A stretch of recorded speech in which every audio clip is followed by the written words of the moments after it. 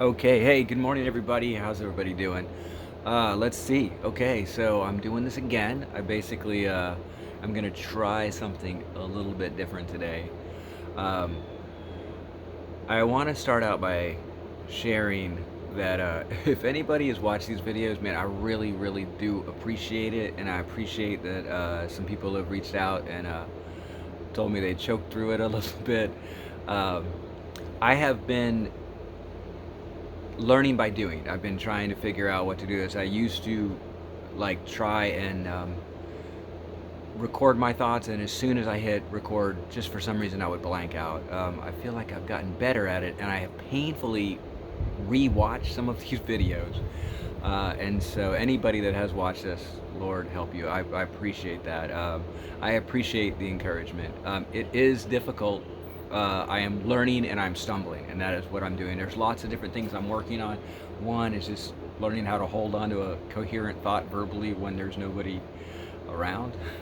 uh, I mean, nobody here physically. And I've also have been working on trying to make the audio more listenable. I just got back from the Key West Cemetery. I went there. I thought maybe it would be more quiet, and but there were leaf blowers and all kinds of stuff going on. But I will try to do that in the future a little bit. I am trying to figure out how to communicate authentically and honestly in whatever way is available. And so as I stumble through that, I appreciate everybody's encouragement and tolerance for that. So today, I actually thought a little bit more about what I would say. So I might actually try and say something. Whereas before, I was just grokking. I was just like saying, in the parlance of my learning is like I am falling down. To learn how to snowboard, you have to fall down 100 times. So I am falling down. So, but today I'm going to try and be a little bit more structured in my thoughts. I hope to do an interview with some of my friends at some point, which will be fun. But since they are at work today, good for them. I'm just going to go forward and try this. This might just be a practice run. But anyhow, I'm going to try and talk about critical thinking and how we know what we know, and a little bit about where our information comes from and how we decide whether it's valid or not, and how who we say who we are, how that shapes what sort of information we're willing to receive and we're willing to reject. Um, we're also going to talk about the difference between risk and uncertainty, and how our worldview, like our base philosophy, affects the actions that we'll take. So I'm going to try and riff off of that a little bit. So for me, I tend to believe that there are many skills that are learnable. There are things that you are not good at that you can get better at. And one of those is critical thinking. And as I said before, I think one of the more important parts of critical thinking is humility and empathy. And as far as humility goes, I have been studying using online learning tools. And one of the online learning tools that I'm using is an app called Brilliant. And I'm taking a course on logic. And I have to tell you, I mean, I think maybe some people are better at that than me, but I will fail all of the time on that. I will be like looking at a problem and I'll think it through, and I will be using as much critical thinking as possible. And then I will push the button and I am wrong. So I think maybe I'm getting better at that, like hopefully. But one of the best things that I get out of it is that, okay, doubt your interpretation of the data, because you can make mistakes. That is, I think, just like a cautionary tale. So when people feel absolute about things and they have very, very strong opinions and they feel as if they know, I am doing a couple things. I am tracing back to when they think they got that data and how that data is reliable and when they didn't take a leap of faith. And so in general, people that speak confidently about knowing something, uh, it's a little bit of a red flag for me, and so I try to avoid that. But here we are at a time where we're all of us trying to make good decisions, good, intelligent, moral decisions, and we are living in a connected world full of information that is not it is not obvious by the observable world around us. We can't look at, I don't know, the people walking down the street or the sunrise or anything like that and come up with the data that we need to do. We need to basically try and interpret things that are happening on a level of complexity and scale that is difficult for us to do. And what we have to do is we have to trust outside information. We have to decide how much we trust that information, and how it's going to spur us into action. And so right now, wow, like here we have this great, crazy complex problem, and we're getting a lot of mixed messages. We're getting messages from our neighbors, we're getting messages from our president, we're getting messages from our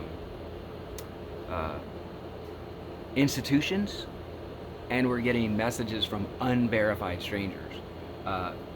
And we have to basically parse that in some way. And so, whereas I was under the operation that in times of doubt and uncertainty, that it is really good to look for information sources that are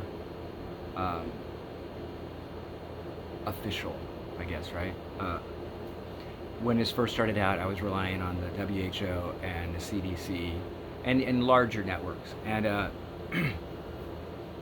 And right now, I will say that I think it is very difficult that we're having a crisis in the faith in media. I think it's alarming, it's disorienting, and it's somewhat dangerous. And so I don't want to feed into that narrative that much, but I will also say that we can look at the official channels and realize that they have led us astray with bad information, have tried to encourage bad decision making. And this is an example would be on the one side, we will take the World Health Organization saying that masks are ineffective. And I am going to tell you, I am coming with that doubt that I do not know. But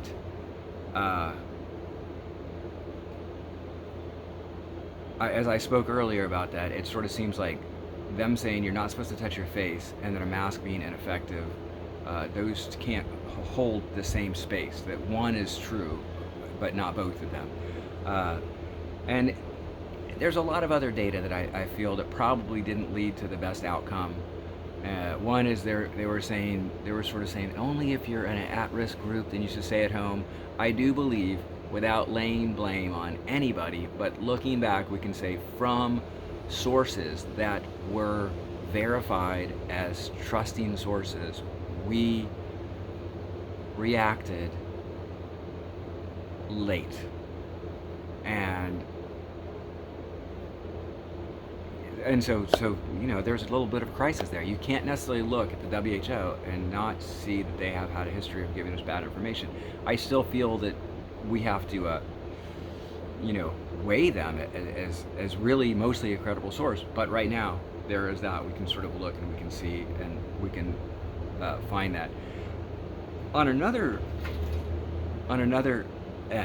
end of the spectrum, you have sort of like citizens journalists. And citizens journalists are, a lot of them are just unverified, unpoliced, and there's a lot of crazy stuff out there, right? I'm gonna say that maybe the 5G info is just bogus, but I'm not really sure. But I mean, certainly there's just a lot of strange, like the alternate media that has usually just not been a good source of information to make your decisions from. But here in this last case, that is where a lot of the information that ended up being really valuable and it was ignored came from. For example, the doctors from China that were using Twitter to do that. So I just wanted to draw attention to the different pathways of information and how we're going to react to them. And those pathways are one, leadership and established heterodoxy, if that's out of the word. Top-down information from everything from, the White House press briefing to a New York Times article to the CDC, and that is experts that are talking to the masses, and then it goes down to what the states are doing, what our mayors are doing, and I'm pretty happy with the mayor of Key West, because she's showing modesty and fallibility, which is just like a great indicator to me that she's going to be able to learn. And also our neighbors and what they do, and so those are different shapes of information. There's a different pathway of complexity in those. Most of the realizations that are coming about are basically coming about from information transfer. They are not contemplative realizations. It's not somebody meditating and be like, hey, I know what to do about this. So I wanted to try and articulate that thought as best I could. And we're going to have to use everything we have as individuals to make those choices. And who we are is going to help us decide and on what information we find valuable. And as far as politics goes, I think it's very, very difficult to get in the space that you need to get in when you are occupying sort of a partisan tribe mentality. If you're I think it's really difficult to do. I think it is just a difficult spot. I have my own personal feelings about the president, and I would say that in general, I think it's so emotionally loaded that it just clouds critical thinking. It just clouds it, and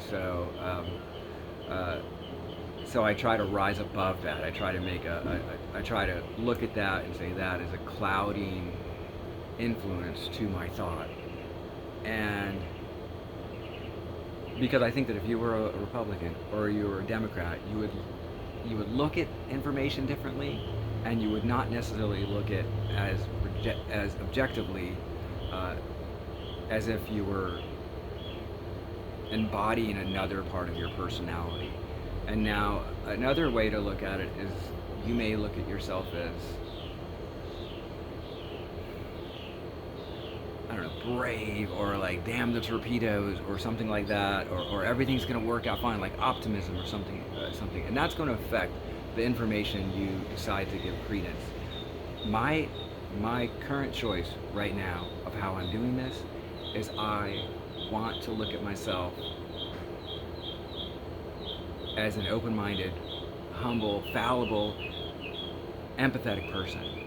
And so in that sense, I am going to realize that there's a great chance right now that I will be mistaken, as I have been mistaken in many, many times.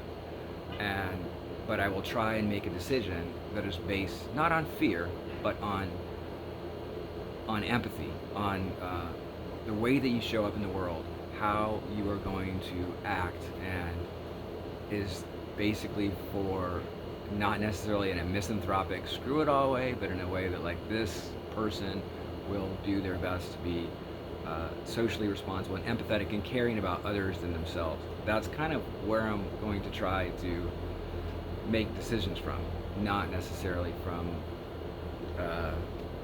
some other part of my personality like that I could embody. So yeah, that's how I think identity, like self-identity, relates to decisions. And I'm going to revert back to this story that I told about learning how to snowboard up in Alaska. And I remember it was difficult for me to start snowboarding because I did not see myself as a snowboarder, and it was rather difficult. When I did learn to fall down 100 times, I had to do it in front of a lot of people that were better than me. And it was difficult because for whatever reason, I hadn't necessarily learned that skill of humility and trying. I just like owned my failure in the wrong way. Um, and so I'm going to embody that principle, which is I'm going to fall down in public and make mistakes in public, um, always with learning and getting better. I'm looking right here. Okay, so there is a difference between risk and uncertainty. Risk is a known um, number, like 1 in 10 or 1 in 100 or whatever, and uncertainty is just unknown. And I do believe, when I feel like I've learned a lot about the nature of looking at information and statistics when it comes to COVID, that it is rather difficult to track all of the moving parts in this equation. But it seems that there is still a lot of uncertainty, more uncertainty than a defined risk. And so when you're in that situation, you're in a difficult spot to do that. So we're not reacting to a risk. We're reacting to a level of uncertainty. We do not know how the markets are going to react. We're not sure how our distribution networks are going to start, like how robust they are, how our form of capitalism, where everybody is able to have food and shelter and everything they need safely. We do not know the outcome. Because it's just a time of uncertainty. We are trying to predict and make decisions on predictions, but right now it's just, there's stuff that I believe right now is unknowable. Okay, so there's a lot of stuff out there. Like, some people will talk about, I don't know, like, say how long COVID lasts on on surfaces, whether it's airborne. Everybody's got, there's a wide parameter of stuff out there, and although I have tried to educate myself on understanding that, I think that knowledge is based on who you trust, and I think right now we're getting a lot of information that is not exact. So even like the WHO, I feel like you can put some doubt in there. So again, going back to the idea that uncertainty is different than risk, and we are in this time of uncertainty. So how do we react in the time of uncertainty? What you do is you try and what I want to do is try and be as empathetic and caring and humble as possible. And I think that there are some things that we can do. One, I think that from me to other people to make that recommendation, I think that we need to engage in social distancing as much as we can, out of empathy for other and respect for the unknown, because I do believe that that will reduce harm and suffering, both economically and health-wise, in the long term. So we need to be aware of the higher the cooperation in social distancing, the faster this will go. One of our weak places right now are these central gathering units. So even though we are all mostly isolated, the fact that we're all going to a singular point right now is a big transfer point, or very possibly a big transfer point. So those trips to the grocery store, please minimize them as much as possible. I do believe that that will make a difference in the aggregate of large numbers, that that will make a big difference for the suffering of humanity. So we want to make sure that when we do go to the grocery store, that we that we do not do it flippantly. And then the other thing that I do believe that there's enough information to make a good decision on is, this is very, very simple, is that personal hygiene. Not a strong suit of mine in that sense. I like being a dirty monkey, but and I think that goes beyond hand washing. I think that goes into right now when you go to the store, at least in Key West, I believe that they are not reacting as near as much as they should to facilitate the best outcome. So, if you go to the store, I believe you should wear a mask. I believe that you should uh, possibly bring in a cloth that is soaked in alcohol to wipe down everything. This is not for your own personal risk, although there is that. It's just like if everybody does that, one, we want to normalize that we are inside of an emergency situation. So we want to offer messages to our neighbors. If you feel that you have reached that decision, that you want to basically recognize this as a high risk situation, and that our actions are going to affect things, then we're going to have to change behavioral cues. And so if and when you go to whatever location that you go to, a central dispersal place, and these are probably one of the weak links, then you should be treating that as a hazmat situation.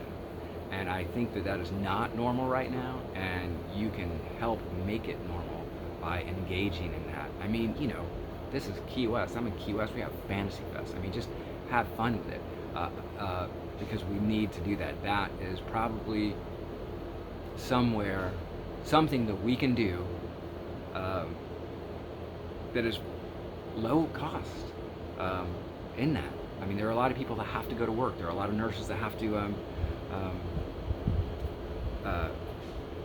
go to the hospital. There's a lot of people that have to put themselves in harm's way, or else society will cease to function. So while we are in that central dispersal zone, then I would recommend ultimate caution, ultimate comical caution. I believe that that is advice that I believe that I can take into this world. Do not feel as though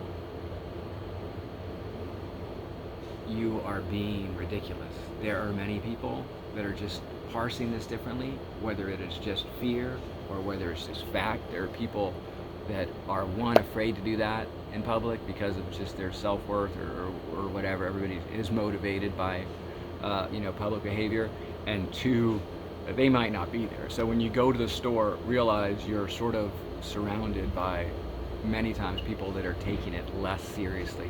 And I want to be as forgiving as possible to them, but if you do that, then I believe that you are using your tools to show your friends and neighbors that you are making the best decision with limited information for the least amount of suffering for everyone. And so this is me trying to explain how I think about something rather complex, and even making a recommendation for that. I don't know, it might, if I've failed to communicate that, please let me know. I'd like the feedback. If you can't listen to that because I'm just rambling, I respect that too. But that is my desire and attempt to actually coherently communicate a meaningful thought on that. I appreciate everything you're doing. I like to see a lot of crazy stuff on social media now. People dancing, playing games. Man, hey, I don't know, we might be in here for a minute. So I do really, really appreciate the creativity of humanity. I appreciate everything that people are doing out there. I wish I could sing you a song or develop a game or something, but one of my main skill sets is to pontificate relentlessly, and that is the gift that I am giving you guys. I will work on trying to get better so that at this time we are stuck in our houses alone or together or whatever, that I will be able to offer something, that I will try and be a good coffee companion to you. Okay, that's it. All right, peace out, you guys.